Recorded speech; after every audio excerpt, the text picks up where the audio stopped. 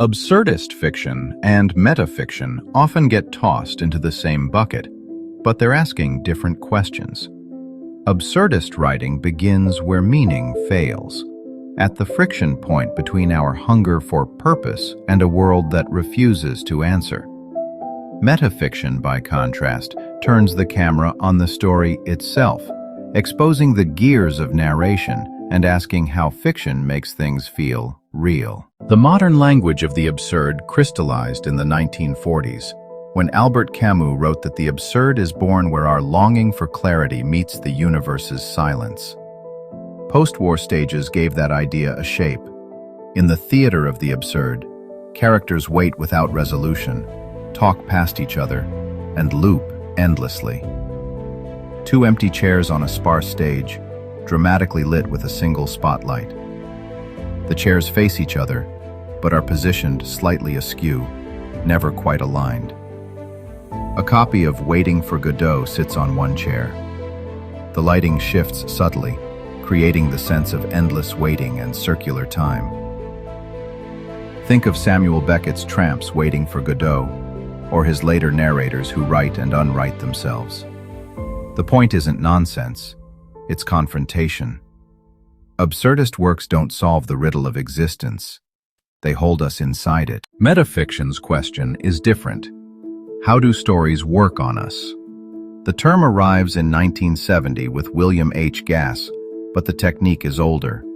In Don Quixote, characters read the first book. In Tristram Shandy, the narrator derails his own story. Metafiction catalogs its devices. Commentary as plot, stories folding into themselves. Ambrose makes form the message, a loop you can't quite exit. Calvino makes you the protagonist. Reading itself becomes the drama. Not ornament, but method, fiction showing its workings. By mid-century, these experiments multiply across writers. Pale Fire poses as a poem, but hides its story in a deranged commentary.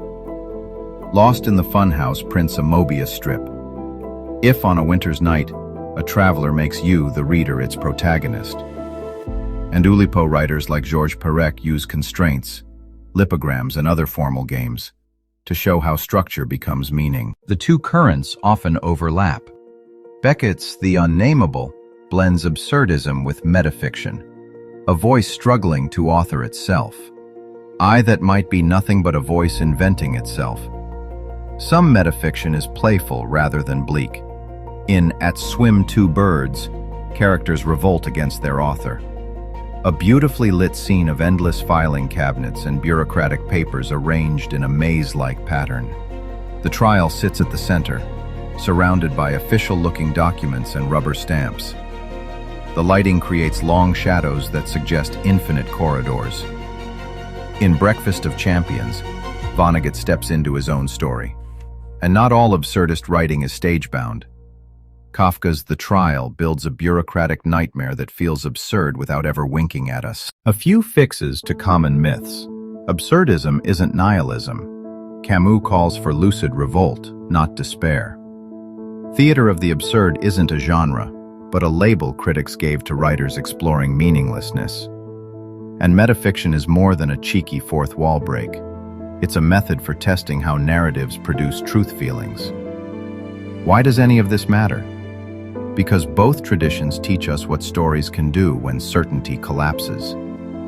Absurdist fiction gives shape to the ache of not knowing.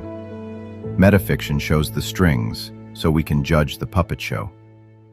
Together, they remind us, meaning isn't found, it's made.